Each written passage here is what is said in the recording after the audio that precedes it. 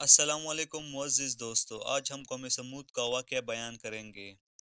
قوم سمود قوم عاد کی وارث ہوئی، جیسے قوم عاد حضرت نوح علیہ السلام کی امت کی وارث ہوئی۔ قوم سمود قوم عاد کے نقش قدم پر چلتی تھی، جیسے کہ قوم عاد حضرت نوح علیہ السلام کی امت کے نقش قدم پر چلتی تھی۔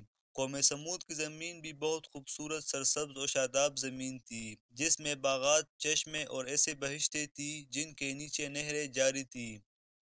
قوم سمود عمارات، زراعت اور باغات کی کثرت میں قوم عاد کی طرح تھی، اور وہ ان سے عقل میں اور کاریگری میں بھی فوقیت رکھتے تھے۔ وہ پہاڑوں کو تراش کر خوبصورت کوشادہ مکانات بناتے اور پتھروں میں انوکھے نقش و نگار بناتے۔ ان کی عقل اور ان کی کاریگری کی وجہ سے پتھر ان کے لیے موم کی طرح نرم ہو گیا تھا۔ پس وہ پتھر سے جیسے معاملہ کرتے جیسے انسان موم سے معاملہ کرتا ہے، یعنی پتھر کو جس طرح چاہے ڈال لیتے۔ جب انسان ان کے شہر میں داخل ہوتا تو حیران ہو جاتا، پہاڑوں کی طرح بڑے بڑے محلات دیکھتا، گویا جنات نے ان کو بنایا ہے، اور دیواروں پر خوبصورت پھول دیکھتا، گویا موسم بہار نے ان پھولوں کو اگایا ہے۔ اللہ تعالیٰ نے سمود پر آسمان کی اور زمین کی برکتوں کے دروازے کھول دیے تھے۔ اللہ تعالیٰ نے قوم سمود پر ہر چیز کے دروازے کھول دیے تھے۔ آسمان نے ان کے لیے بارشوں کی سخاوت کی، اور زمین نے ان کے لیے سبزہ اور کلی اور شگفتوں کی سخاوت کی۔ باغوں نے میوے اور پھلوں کی سخاوت کی۔ اللہ تعالیٰ نے انہیں رزق اور عمروں میں بھی برکت عطا فرمائی۔ لیکن اللہ تعالیٰ کی ان سب چیزوں اور نعمتوں نے قوم سمود کو شکر ادا کرنے اور اللہ تعالیٰ کی عبادت پر آمادہ کرنے کی بجائے ان کو کفر اور سرکشی پر ابھارا۔ وہ اللہ تعالیٰ کو بھول گئے جو کچھ انہیں دیا گیا، اور وہ اس پر خوش ہو گئے اور کہنے لگے کہ کون ہم سے طاقت میں زیادہ اور مضبوط ہے۔ انہوں نے خیال کیا کہ وہ نہیں مریں گے، اور وہ اپنے محلات اور باغات میں سے کبھی نہیں نکلیں گے۔ انہوں نے خیال کیا کہ موت ان پہاڑوں میں داخل نہیں ہوگی، اور ان سے کوئی راستہ نہیں ملے گا۔ شاید وہ گمان کرتے تھے کہ نوح علیہ السلام کی امت اس لیے غرق ہوئی کیونکہ وہ وادی میں رہتی تھی، اور عاد کی قوم اس لیے ہلاک ہوئی کیونکہ وہ نرم زمین میں تھی، اور وہ خوف سے موت سے پرامن جگہ میں ہیں۔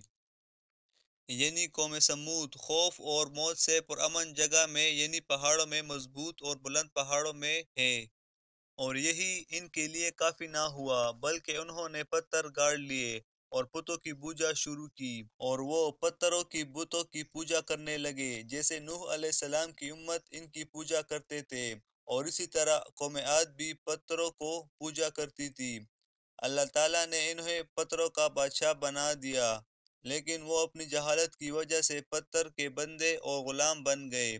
بے شک اللہ تعالیٰ نے انہیں عزت بخشی اور انہیں پاکیزہ چیزیں عطا فرمائی، لیکن انہوں نے خود کو ذلیل کیا اور حضرت انسان کو ذلیل کیا۔ لیکن اللہ تعالیٰ لوگوں پر کچھ بھی ظلم نہیں کرتے، لیکن لوگ خود اپنے اوپر ظلم کرتے ہیں۔ تعجب ہے کہ وہ پتھر جسے انہوں نے اپنے ہاتھوں سے گاڑتے ہیں، سو وہ انکار نہیں کرتا اور وہ ان کی نافرمانی نہیں کرتا کہ وہ اس پتھر کے سامنے سجدہ ریز ہو گئے۔ کیا طاقتور کمزور کی عبادت کرتا ہے؟ کیا آقا اپنے غلام کو سجدہ کرتا ہے؟ لیکن انہوں نے اللہ تعالیٰ کو بلا دیا، سو انہوں نے اپنے آپ کو بلا دیا، اور انہوں نے اللہ تعالیٰ کی عبادت سے انکار کر دیا۔ پس اللہ تعالیٰ نے انہیں ذلیل کر دیا۔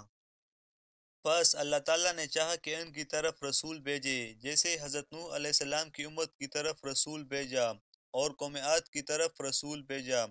یقیناً اللہ تعالیٰ اپنے بندوں کے لیے کفر پسند نہیں فرماتے، یقیناً اللہ تعالیٰ زمین میں فساد پسند نہیں فرماتے۔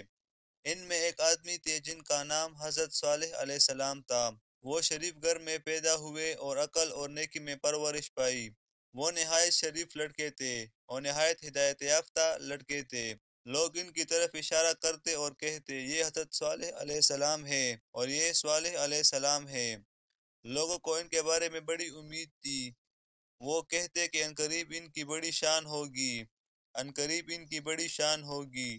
لوگ خیال کرتے کہ حضرت صالح علیہ السلام ان کے شرفاء میں سے ہوں گے، اور وہ ان کے مالداروں میں سے ہوں گے۔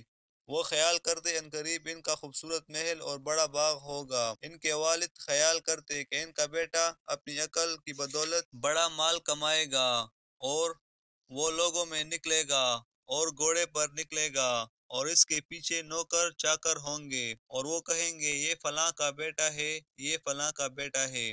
ان کی خوشی اس قدر ہو گئی جب وہ لوگوں کو سنیں گے کہ وہ کہتے ہیں کہ یہ بہت نیک بخت ہے، ان کا بیٹا بہت مالدار ہے، لیکن اللہ تعالیٰ کو کچھ اور ہی منظور تھا۔ یقیناً اللہ تعالیٰ نے چاہا کہ انہیں نبوت کا شرف بخشے اور انہیں قوم کی طرف بھیجے تاکہ وہ انہیں کفر اور شرک کی تاریکیوں سے توحید کی روشنی کی طرف نکالے۔ کیا ان سے بڑھ کر کوئی شرف ہے؟ کیا اس سے بڑھ کر کوئی بزرگی ہے؟ جب حضرت صالح علیہ السلام اپنی قوم میں کھڑے ہو کر اپنی بلند ترین آواز میں فرمانے لگے، اے میری قوم، اللہ تعالیٰ کی عبادت کرو، اس کے سوا تمہارا کوئی معبود نہیں۔ مالدار لوگ کھانے پینے میں مشغول تھے اور کھیل تماشے میں مصروف تھے۔ وہ بتوں کی پوجا کرتے تھے اور ان کے سوا کسی کو معبود نہیں مانتے تھے۔ تو حضرت صالح علیہ السلام کی دعوت انہیں بھلی نہ لگی۔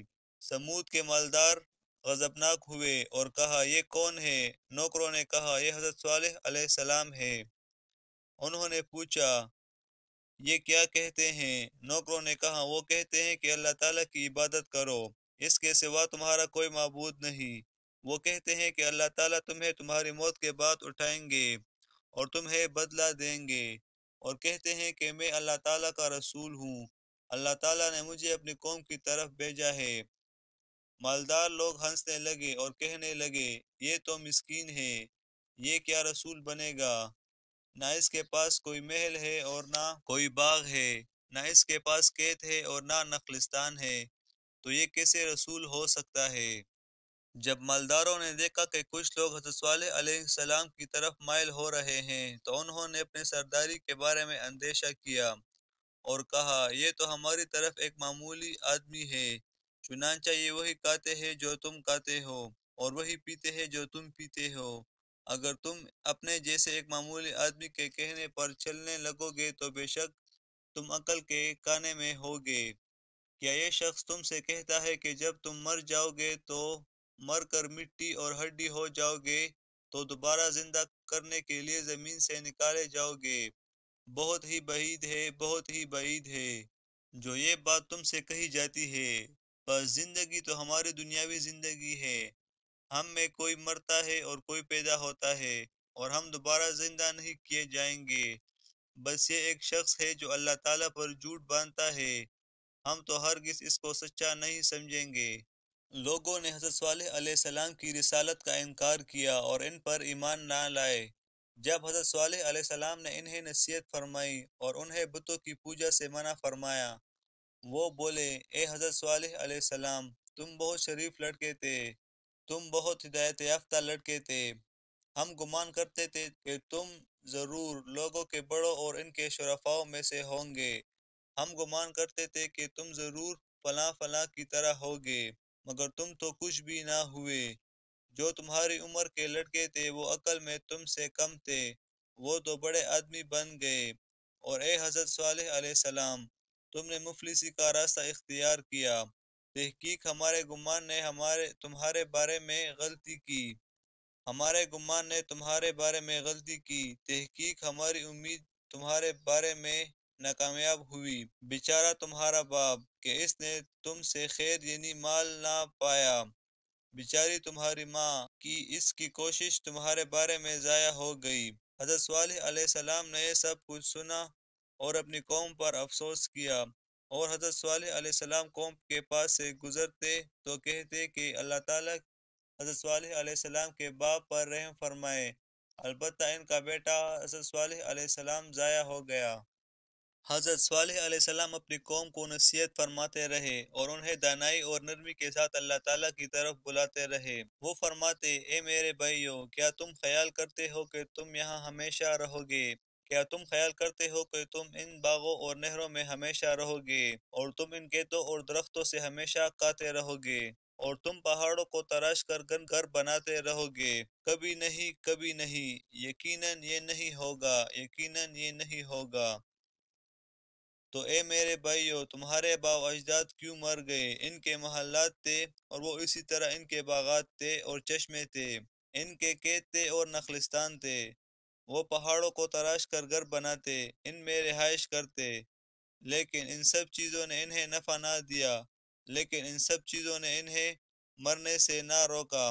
موت کا فرشتہ ان کے پاس آ گیا اور ان کو اپنی طرف بلا لیا، اسی طرح تم بھی مر جاؤ گے اور اللہ تعالیٰ تمہیں دوبارہ زندہ فرمائیں گے اور ان نعمتوں کے بارے میں تم سے پوچھیں گے۔ حضرت صالح علیہ السلام اپنے قوم سے فرماتے، اے میرے بھائیو، تم مجھ سے کیوں دور بھاگتے ہو؟ تم مجھ سے کیوں ڈرتے ہو؟ میں تمہارے مال میں سے کوئی چیز کم نہیں کرتا، میں تم سے کوئی چیز طلب نہیں کرتا، میں تمہیں نصیحت کرتا ہوں، میں تمہیں اپنے رب کے احکام پہنچاتا ہوں، اور میں تم سے اس تبلیغ دین پر کچھ صلہ نہیں چاہتا، بس میرا صلہ تو رب العالمین کے ذمہ ہے۔ اے میرے بھائیو، تم کیوں میری اطاعت نہیں کرتے، حالانکہ میں تمہارا امانت دار خیر خواہ ہوں؟ اور تم کیوں ان لوگوں کی اطاعت کرتے ہو جو لوگوں پر ظلم کرتے ہیں اور ان کا مال کھاتے ہیں، اور جو گناہ کرتے ہیں اور زمین میں فساد کرتے ہیں اور اصلاح نہیں کرتے؟ قوم عاجز ہو گئی اور وہ اس پر لاجواب ہو گئے اور کہنے لگے، سوائے اس کے نہیں کہ تم سحر زدہ لوگوں میں سے ہو، تم بس ہماری طرح کے ایک معمولی آدمی ہو، بس کوئی نشانی یعنی معجزہ پیش کرو اگر تم ادائی نبوت میں سچوں میں سے ہو۔ حضرت صالح علیہ السلام نے فرمایا کہ تم کون سا معجزہ چاہتے ہو؟ وہ بولے، اگر تم اپنے نبوت کے دعوے میں سچے ہو تو ہمارے لیے اس پہاڑ سے ایک حاملہ اونٹنی نکال لاؤ۔ لوگ جانتے تھے کہ اونٹنی صرف اونٹنی ہی جنتی ہے، اونٹنی زمین سے پیدا نہیں ہوتی اور نہ پدر سے جنی جاتی ہے، اور انہیں یقین تھا کہ حضرت صالح علیہ السلام جلد عاجز ہو جائیں گے اور وہ لوگ جلد کامیاب ہو جائیں گے۔ لیکن حضرت صالح علیہ السلام اپنے پروردگار پر مضبوط ایمان رکھتے تھے اور وہ جانتے تھے کہ اللہ تعالیٰ ہر چیز پر پوری قدرت رکھتے ہیں۔ بس حضرت صالح علیہ السلام نے اللہ تعالیٰ سے دعا کی اور ایسا ہی ہوا جیسا لوگوں نے طلب کیا۔ پہاڑ سے حاملہ اونٹنی نکلی اور اس نے بچے کو جنا۔ لوگ حیران ہو گئے اور دہشت زدہ ہو گئے، لیکن پھر بھی ان میں سے کوئی ایمان نہ لایا۔ حضرت صالح علیہ السلام نے فرمایا، یہ اللہ تعالیٰ کی اونٹنی ہے اور یہ اللہ تعالیٰ کی نشانی ہے۔ تم نے طلب کیا، اللہ تعالیٰ نے اپنی قدرت سے اسے تمہارے لیے پیدا فرمایا، بس اس اونٹنی کا احترام کرو اور اسے برائی تکلیف سے ہاتھ مت لگاؤ کہ کبھی تم پر فوری عذاب آ پڑے۔ اور یہ اونٹنی اللہ تعالیٰ کی زمین سے کھائے گی اور پیے گی، آئے گی اور جائے گی، اس کا چارہ اس کا پانی تمہارے ذمہ نہیں ہے، بس چارہ بہت ہے اور پانی بہت ہے۔ یہ اونٹنی بہت بڑی اور خلقت میں عجیب و غریب تھی، ان کے مویشی اس سے ڈرتے اور اس سے بت کھاتے تھے۔ جب یہ اونٹنی پانی پینے کے لیے آتی تو ان کے مویشی بھاگتے۔ حضرت صالح علیہ السلام نے دیکھا تو فرمایا، ایک دن اونٹنی کا ہے اور ایک دن تمہارے مویشیوں کا ہے، سو ایک دن اونٹنی پانی پیے گی اور ایک دن تمہارے مویشی پانی پئیں گے۔ اور اسی طرح ہوا، پس جب اونٹنی کی باری ہوتی تو وہ جاتی اور پانی پیتی، اور جب قوم کے مویشیوں کی باری ہوتی تو وہ جاتے اور پانی پیتے۔